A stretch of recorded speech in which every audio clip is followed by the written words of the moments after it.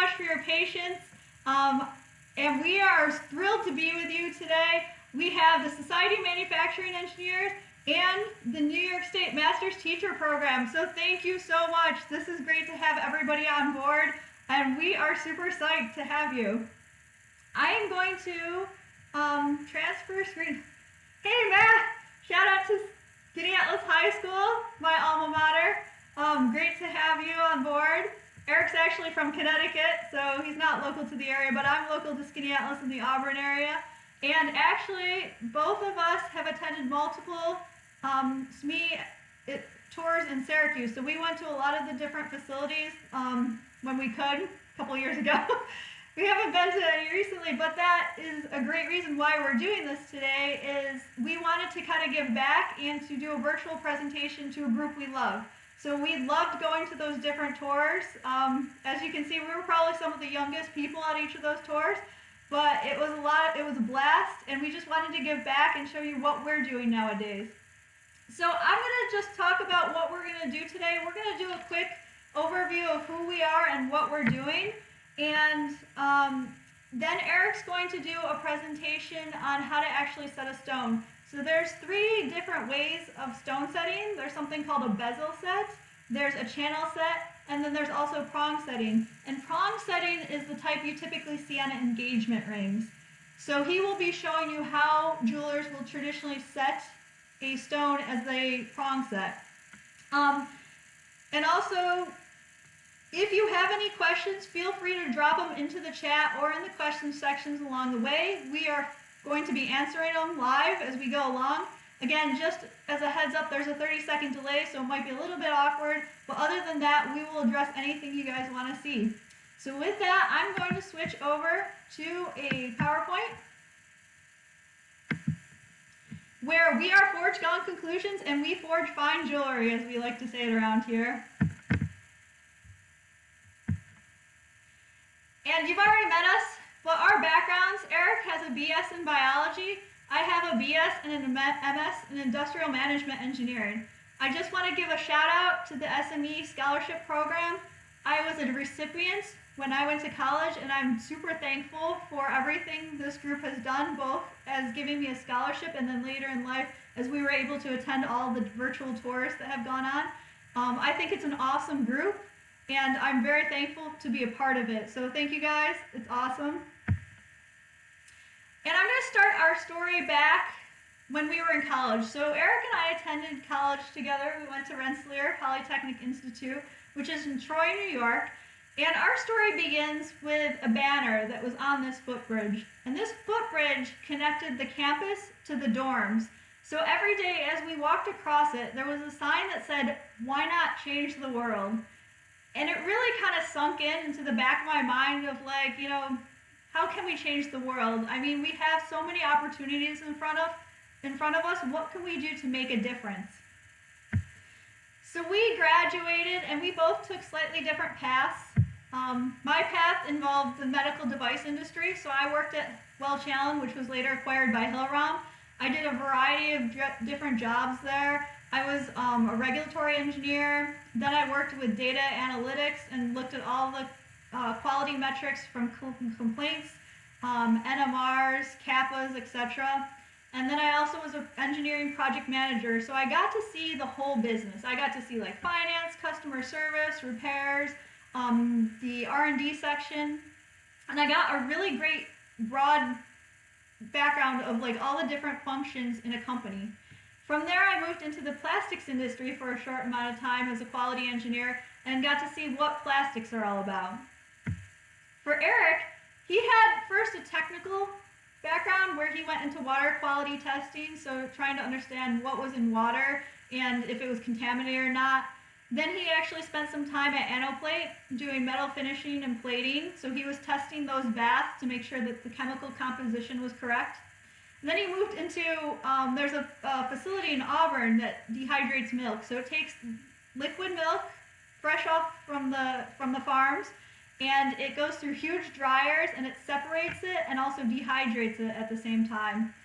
And then after kind of his technical background career path, he went and became a jeweler. So he kind of switched completely into the arts field which if you look at his background, he is more geared towards an artist than, let's say, a technical path.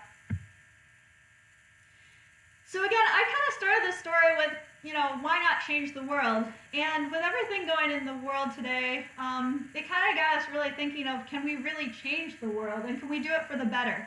So using our backgrounds of everything we learned, we wanted to say, what would make a huge difference for us and for the world that we live in? So we kind of just put together, these are actually from reviews, but kind of quotes that kind of speak to that in some instances. So would you want a jeweler that truly cares about customers and makes the process a special experience, where people are truly taking customer service to the forefront of everything they're doing and listening to people? Another one is, would you want a jeweler that provides exceptional quality that you can't find in traditional jewelry stores? So yes, there's a lot of stuff you can go to the store that's mass-produced, and a lot of us work in areas that mass-produce stuff. But what if you want that exceptional quality that's hand-forged, hand-produced, one-offs? What about, would you want a jeweler that can make a piece that becomes the favorite gift he or she has ever received? So again, that goes back to that customer service philosophy of really listening to the customer and understanding their true needs and wants. What if you want to accrue brownie points? So kind of towards the gift giving realm is, can you give your loved one something that would really make a difference in their minds of like, yeah, that person really cared about me and went through that effort to design something and have it manufactured? And then what if you can make your loved one overwhelmed with excitement? Would you be willing to do that? So as I said, all these were customer reviews in the past 3 months, which is how we served our customers in the past 3 months. We made their dreams come true by really listening to them and taking it and designing something that they would want. So with that aspect, we also looked at people who changed the world already. So look at Jim Carrey. He had a tough life. He was booed off stage for his comedian skits. And he failed to land the part on SNL at the beginning. You look at Oprah Winfrey, and she was fired by the producer because she was unfit for television. You look at J.K. Rowling, who was jobless, divorced, penniless, on government-assisted welfare. All these people so far have taken what they had and rose above it and really made something great out of their lives. And the last one, Stephen King, he threw out a manuscript and it was retrieved by his wife, who wildly believed in his dream of becoming a published author. And I kind of highlight this because that's where I'm at this point. When you look at the two of us and you look at our backgrounds and you look at the motivation, it's very similar to these people that I've just mentioned. And our story is, I lost my job due to a layoff in October. But as part of that, I believe so strongly in Eric's dream of becoming an artist. And I think between my talents of having worked at a very big company and understanding all the different departments, and that his artistic talents together could actually make something happen with this. I also happen to love number crunching, organization, and human behavior. For Eric, he isn't afraid. He's more of an artist because he's not afraid to wear pink to support his life. So he also fully supports everything that I do. And he would love to do art all day long if he possibly could. So together, we believe this time it's now or never to make this work. We feel like everything has come together and says, go try this and make a difference in the world, because everything is kind of in alignment for us. So 4 strong conclusions, what's that? We want to make you and your loved ones smile and glow with excitement with a colorful handmade piece of jewelry. And that's what we're doing, is kind of making different pieces of jewelry for custom design and manufacture. We go from concept to production, so we start with sketches and make sure that we're aligned with what the customer wants and go all the way to the manufacturing. And these are some of the sketches. So all these sketches and all this design time is complimentary. We don't charge anybody for it, but we really try to understand, what does the customer really want at the end of the day and what would make it super special. So these are examples of things we've provided to our customers. And then once we know what we're making, we will source the stones and we can get lab grown or genuine depending on what the customer prefers. We often form many of the components from scratch. and then we also set the stones. And so what you get at the end of the day is the sketch all the way to the finished product. You can see how close they match in this case. Can you still hear me? Yeah. Okay. I can still hear you. Philip, you might want to log out and log or back in. Or try refreshing.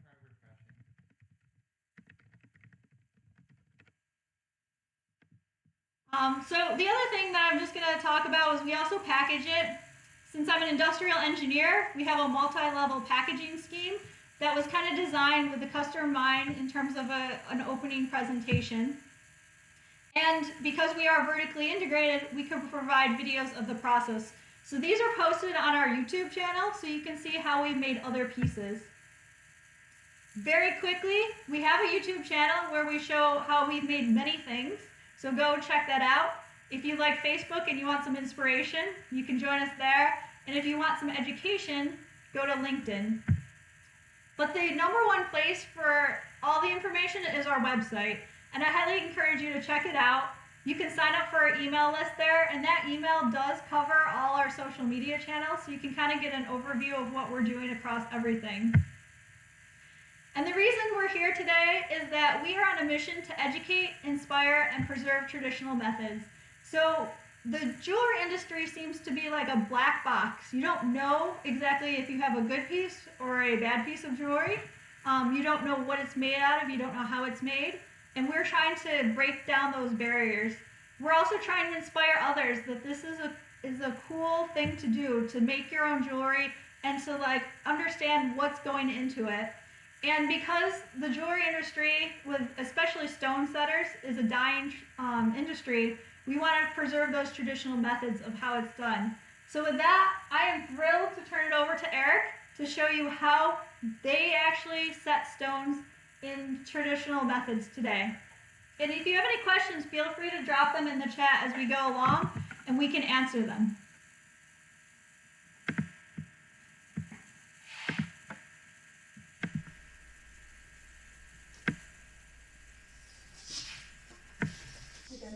I'm good.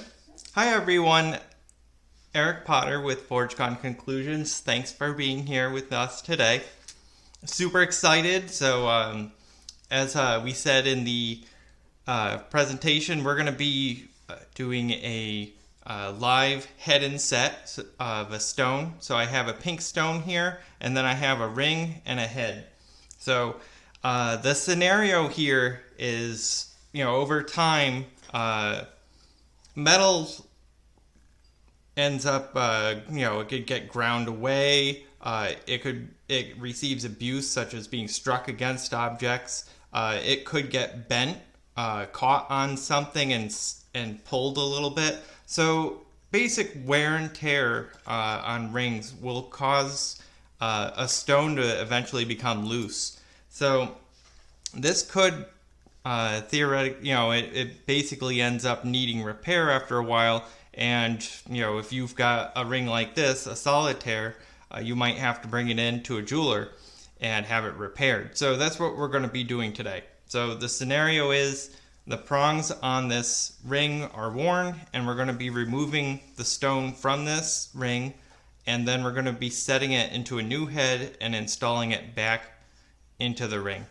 So we're going to get underway. So I took the liberty already of removing the head from the ring itself. So we're going to be taking the stone out now. So jewelers have lots of cool tools. This, for instance, this is one of those cool tools. We're going to be using that right now. And we're also going to be using this here. This is basically a small hand vise. And we're going to be setting the head of this the head and the stone into this pin vise. So I'm going to try my best to try and keep everything on screen and on camera for you guys. So you could see there's the stone inside setting in the prongs. So I'm going to use this, and this is basically going to pull back the prong just a little bit, and then I'll be able to get the stone out. So we're going to do that right now.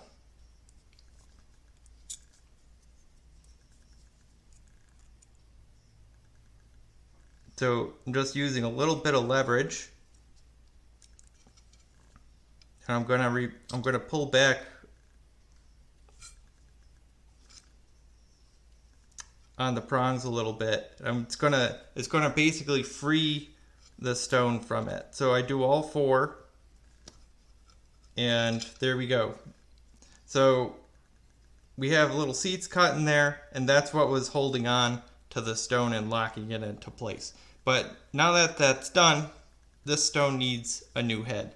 So what we're going to be doing, we're going to be drilling a hole into this ring, and then we're going to be setting this head into this ring. So jewelers have a variety of different hand pieces and different tools. This is basically like a Dremel, and it accepts a variety of different tools. So jewelers work with a lot of things called burrs, and burrs have a variety of shapes. So I'm going to be using a ball burr today. I have 3 different sizes, and that's basically, I'm going to make a pilot hole first, and then I'm going to enlarge that pilot hole, and then I'm going to be doing the final hole to be able to fit this peg part of this head in. And then I'm going to be using this heart-shaped burr. It's similar in shape to the stone, and that's going to cut into this head. So we're going to get underway. Let's see here.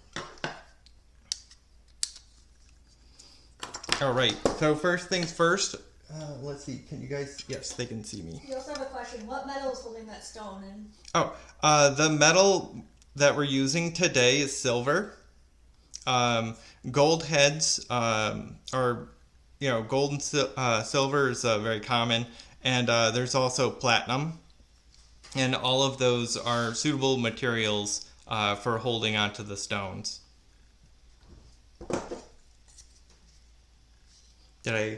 Yes, okay. So this is a ring clamp. So I'm holding this ring with this ring clamp, and I'm going to be using these dividers here, and I'm basically going to be finding centers. So that's going to be my first step. I'm going to mark the ring with Sharpie,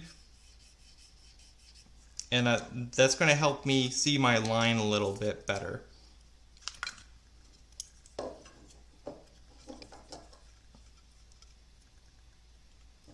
So I'm going to mark both sides, and then I'm going to be able to find a center.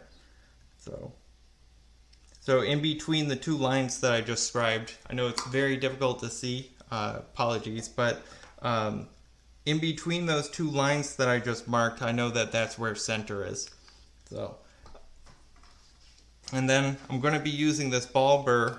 I'm using beeswax as a lubricant, and that's going to help me get, it's going to help cut a little bit better and reduce the amount of wear on my tool. Can they see it where I'm at? Okay,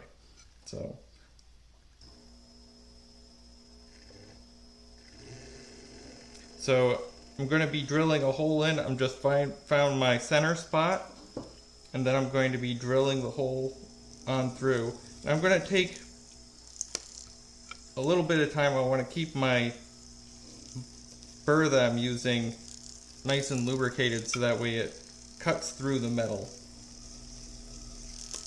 And then I'll have a nice little hole, and that'll be my pilot hole. So just like if you were working with wood, it's the same idea. You're going to be oftentimes making a pilot hole first, and then you'll use a bigger bit to make, basically enlarge the hole. So there we go. We have our small hole. I'm going to put this down. I'm going to switch to a larger burr.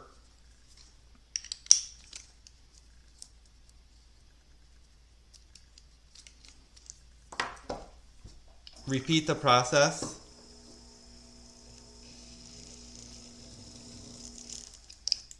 And then we'll do one more, and then that should be the right size hole that we're looking for.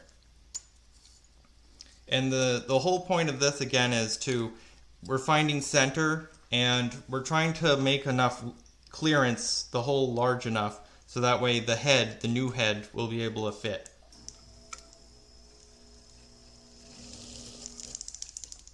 So we'll do a test to make sure, see if everything fits.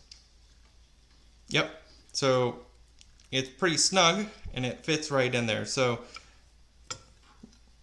now you ask, well, how are we going to secure this? So this is where we're going to be using heat, and we have basically a small torch, and this allows for very high temperatures, and we're going to be melting solder, easy solder, and that's going to fill in any gaps that we have, and that's going to make the head stay put, and it won't be moving around. And the gas on that head? Absolutely, thanks. So we're using a mixture today of oxygen and propane, and that's going to deliver us a very, very hot, very small, sharp flame that's capable of melting the solder.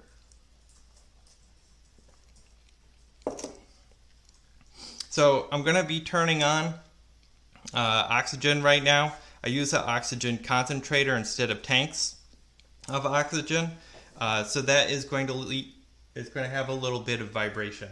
One question that did come in: do you guys do anything to collect the metal chips when drilling? Yes, I sweep the metal at the so I have this. I should probably tell you guys. Sorry. So I have this. This is a bench pin, and I do a lot of work on here, and then any sort of filings will end up in this bottom tray. This bottom tray will basically collect all the metal. I sweep it up and collect it, and that metal ultimately ends up getting recycled. Yes? Okay, perfect. So I'm going to turn on the oxygen. It's going to make a little bit of a vibration in the back, so just to let you know that that's going to be happening.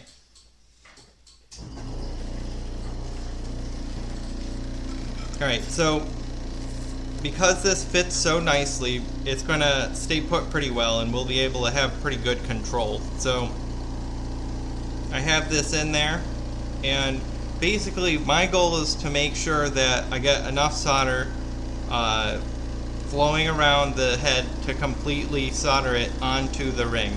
And I ultimately want to make sure that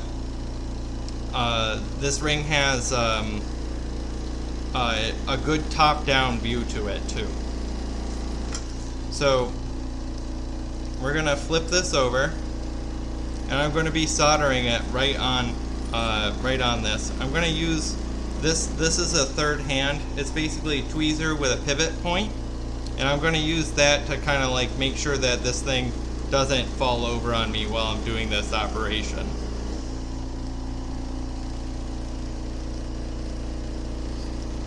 So I'm going to use snips, small snips, to cut a little bit of solder. What kind of solder is it? It's silver solder, and it's easy.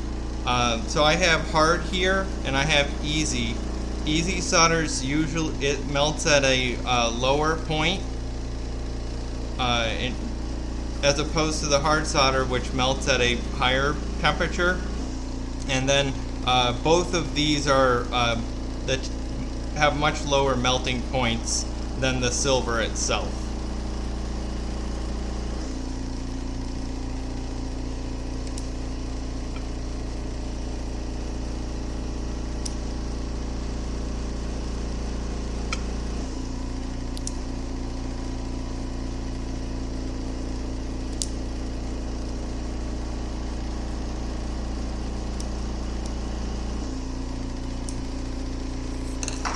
So I have a couple chips of solder right here, and I have my oxygen on.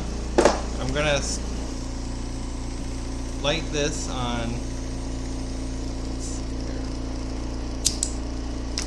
So there's our flame. If any of you've done like any sort of work with just propane, maybe doing like a copper pipe, any of that kind of stuff, that's kind of what this is equivalent to. And the big difference is that a lot of times you're working with higher temperatures with working on jewelry, and you know, there's like everything's very, very small.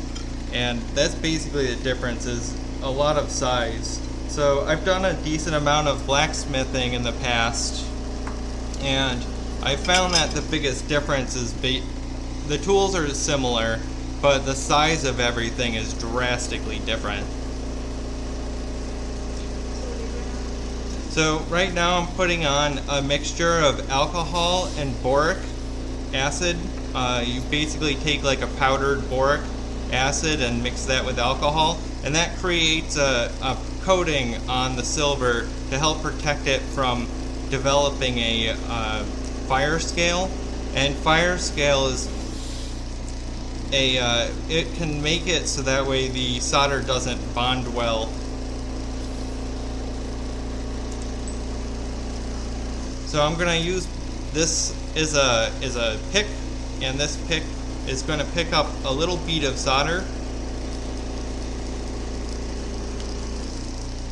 and I'm going to put the cone where it's blue.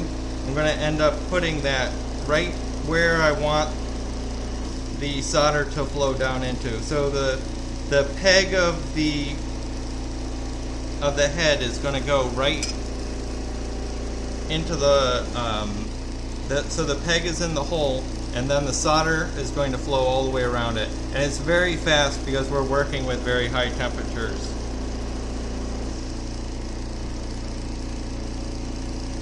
And what I'm doing right now, I'm rotating it.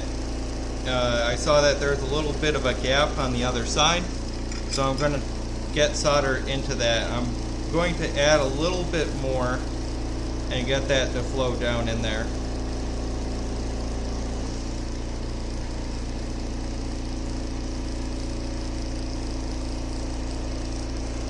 So I'm going to take a look at this and make sure that I have solder everywhere.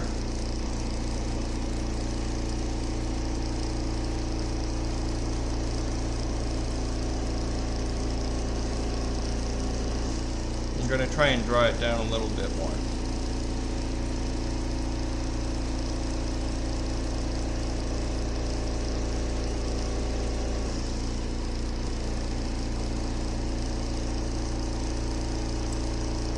There we go. Okay.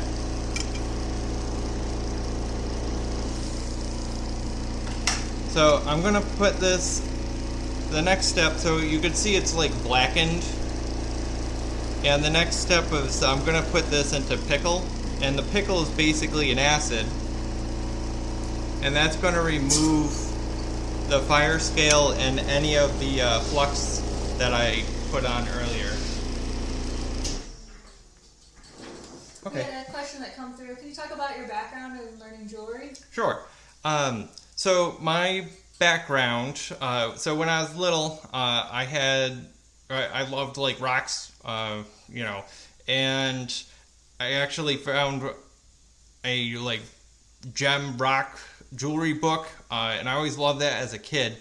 And when I was a little bit older, I ended up getting into blacksmithing / bladesmithing. So, a lot of you might be familiar with the show Forge and Fire. Very exciting. So I happen to enjoy the show too. And, as a young teenager, I enjoyed, I was trying to figure out how to do blacksmithing and bladesmithing. And, it was just one of those kind of neat things that I ended up teaching myself. I always loved metals, and I worked at Anoplate for a little while, number of years, and that was it was very interesting. There's so many different types of metal, different ways of treating surfaces and getting certain results. In your time-saved surfaces, some of you might be familiar with, like on an aluminum part. It's just, metal's amazing. It does lots of different things. And a number of years ago, I saw that there is a jewelry apprentice position, and Adrian and I talked, and we determined, I should try and pursue that. And after some months, I did manage to land that position, and it's been pretty exciting since. So very interesting, like, a lot of things to learn, and it's a great opportunity to be expressive with in terms of art and material.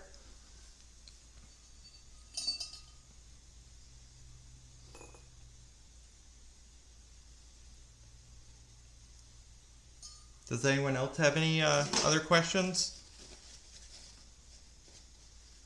Just what did you put it in? And Oh, you were taking it out? yeah. So this is the ring. So I just took it out. You can see that the darkness that was on it is now gone, and we have the head in there.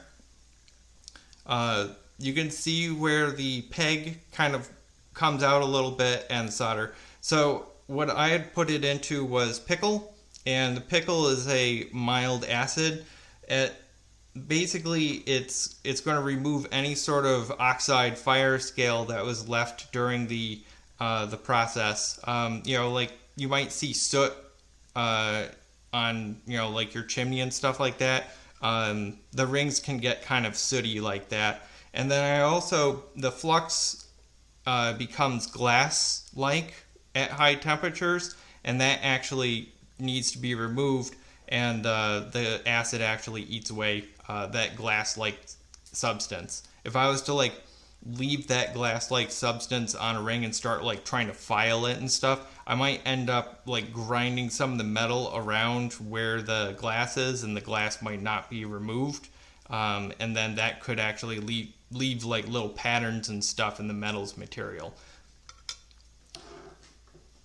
So I'm going to get underway. I'm going to start cleaning this up. I'm going to be bending the prongs a little bit to make room for this large stone, and then that'll probably conclude it. So I'm going to get moving on this. So the first thing I'm going to do, I'm going to figure out exactly how my stone fits in. So we're going to go back to the ring clamp, and I'm going to put that right in there. And we're going to check and see how well this fits. So you can see that the stone, it doesn't really fit in there very good. So part of the art of this is being able to assess how the stone is going to look and fit in the head. So I'm actually going to physically bend the prongs out a little bit because it's a very wide stone. So jewelers have a variety of different pliers. I'm basically using a small kind of needle nose plier. There's a variety of other ones. They come in flat, half round, round. So there's lots of different shapes depending on what application you're looking for. So if I was making a jump ring right now, I'd be using different pliers. So we can see that it does sit in there, but I have a little bit of a wobble. So right down where the bottom of the stone actually crashes into the metal of the head.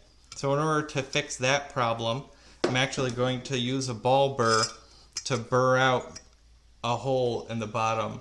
And that's going to it's going to make it so that way the stone clears it. If I was to try and force this in, and the point was of the stone was colliding against the metal, it is possible I could have a break happen. So I'm using a larger ball burr, and I'm boring out the bottom of this head just a little bit. This isn't going to affect the integrity. I'm just making a little bit of clearance. So now that I did that, I'm going to check it again. And I definitely have much better, it is free and clear. So now we could definitely keep moving forward with this. So then next step that we have is we're going to be using the heart burr that I mentioned earlier. The heart burr resembles the shape of the stone. It has, so if the top of the stone, it's called the table, and then it goes to another section. The widest part's called the girdle. That girdle's shape is actually reflected with this. So it's this burr. So basically at the top of this burr, the closest to me, that'd be like the table, and then the widest part's like the girdle. And it simulates that. And that's, I'm going to be cutting into this head, and I'm going to be trying to make it similar to the shape of the girdle of this stone. So we're going to start doing that. I'm going to use a little bit of beeswax on this to improve the cutting and longevity of this burr. So I'm going to start cutting, and I'm trying to find, there's like a spot on the head where it bends in a little bit, and that spot is going to be where the stone is going to be resting on, and that's where I'm going to be cutting. While you're doing that, can you talk about casting? And we don't do casting in house, but can you just talk about casting versus forming? Sure. So casting, you could shape wax. They have special waxes in the jewelry industry, and you could shape the wax so that way, into different types of shapes. And then using specially formulated metal, you can basically take those waxes, put it into a mold, and then melt metal and dump that into the mold, and it'll take the shape of that wax that you had. And then if somebody wanted to learn how to become a jeweler, what's out there available to them? There's several places that do classes. Out in Tennessee, there's a school there that teaches jewelry, and they have actually some pretty intensive courses. I was going to go there for a stone setting class, but unfortunately with COVID hitting, that plan got put aside. There are some colleges that offer jewelry classes, and that is another place that you could learn. And then other than that, trying to approach people to try and get an apprenticeship, that'd be the way to do it. So I need to clear a little bit more metal out of it, and then we'll set this. So what I'm trying to do is I'm trying to cut. Can they see? Okay. What I'm trying to do is I'm using my heart burr to basically remove metal and sculpt the head, so that way there's enough room to be able to accommodate the stone. It's actually remarkably easy to have an accident happen with the stone if you have metal like touching it. So, go ahead. I will just put a plug in too. One of our goals in life is to potentially have an open studio where people could come and do jewelry. And I found out there's one in Syracuse. We're actually going to go look at it later in the week. It's called Metamorphosis. Yes. Jewelry or Jewelry Metamorphosis or something. And they are doing hands-on workshops there where people could come and make rings and stuff. So we're not affiliated with it, but I am intrigued by the concept because that's something we had in mind also. Yeah. So the stone, it now fits in. The prongs are cut. So ideally, this head and the prongs, the jeweler will... There's like a push and pull between having too much metal, not enough metal, the security of the stone, and those kind of things. So my goal as the jeweler is to make sure, A, that the stone is secure, and B, that the head will last as long as possible, assuming normal wear and tear. So there's a ratio. You want to ideally cut 1/3 of the metal to accommodate the stone, so that way essentially you have 2/3 of the metal securing the stone in place.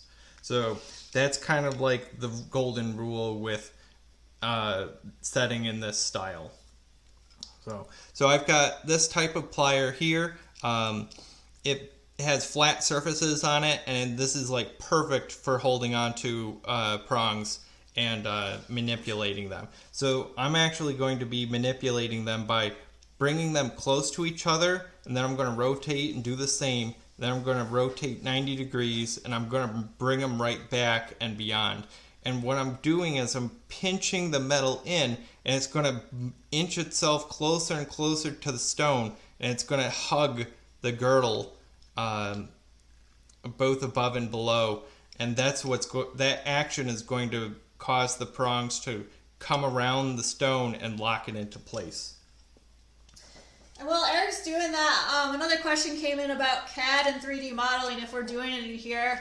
At this point, we're not. We do hand sketches, and then Eric's just kind of talented enough that he can design it from there and actually create it.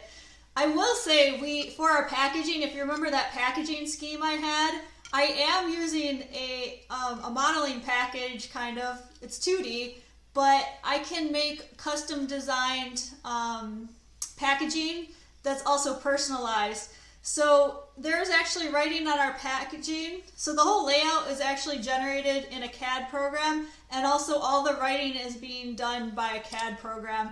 And it's called a Cricut machine. I don't know if anybody's heard of that, but it's especially for kids in middle and high school as an intro to, real world design and stuff, I would highly recommend it as an engineer to get a Cricut, because it is phenomenal in what it can do. It can cut paper, leather, even lower grade metals.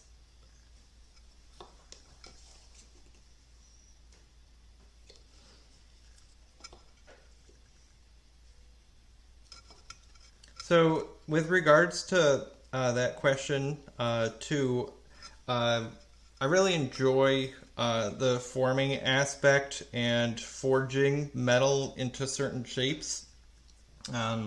So because of that, I really want to try and express that in the pieces that I create for other people. And, part of doing the traditional method is, hand forming a lot of pieces. So I've been learning, basically how to make more and more complicated shapes. And so, for instance, this right here is a hand-forged bracelet, and it's completely done by hand using a hammer, anvil, mandrel, and basically, just using your eye and measuring everything. Speaking of measuring, jewelers frequently use calipers, variety of calipers, to be able to basically measure things. So we could see, we're working with a pretty large stone here today, about 9.5 millimeters. So while we're discussing a little bit of the stuff here about metal forming, so we've got the stone set in place. I cut seats on these prongs to accommodate the girdle of the stone, and it's secure in place. And I know that it's secure because the common test to see if a stone moves is to look at the reflection of the top of the stone, and then you'll use a sharp pointed, some sort of pick or something, and touch it back and forth and try and listen or try and feel if there's any sort of movement. Try and see if the table moves, and that would change the light reflecting back at you. And then another test is to put your ear against it and actually tap it. And if you hear that rattle sound, that means that something might be loose. So in our instance here, looks like the stone's set in place. So this is all good to go. So what we did today, we removed the old head, removed the stone from that old head, and we did a head and set where we set the stone into a new head into this ring. So there we go. In terms of finishing, we'd use a variety of different burrs and different types of shaping tools. This is an abrasive wheel, and we'd shape the prongs so that way they're nicely rounded, making sure that everything's like not sharp, and as beautiful as can be. So that concludes the setting part. So the question was, if we were setting like a square stone. All right, if we were setting a square stone, there's a variety of different heads, different shapes, and okay, they can hear now. All right. So there's different types of stones, and as a result, there's many different types of heads, and any number of varieties beyond that. So a square stone, you can find ones that have prongs just like the one that we set today. And there's also, you might be familiar with a V-shaped prong. That's another option. Those are the very frequently used for square stone. So we will definitely stick around. If you have any questions, you can keep throwing them in the chat. We'll stick around for a little bit longer. I really appreciate, well actually both of us really appreciate your time today. A couple of things in closing. I'm going to stick 2 links in the chat. We'd love to have you follow on this journey, and I will send a link to our email address as well as our YouTube channel. And what we couldn't show today due to time was how to resize a ring, but that was just posted today, and it's a 3-minute YouTube video that shows you how you would actually go about resizing a ring.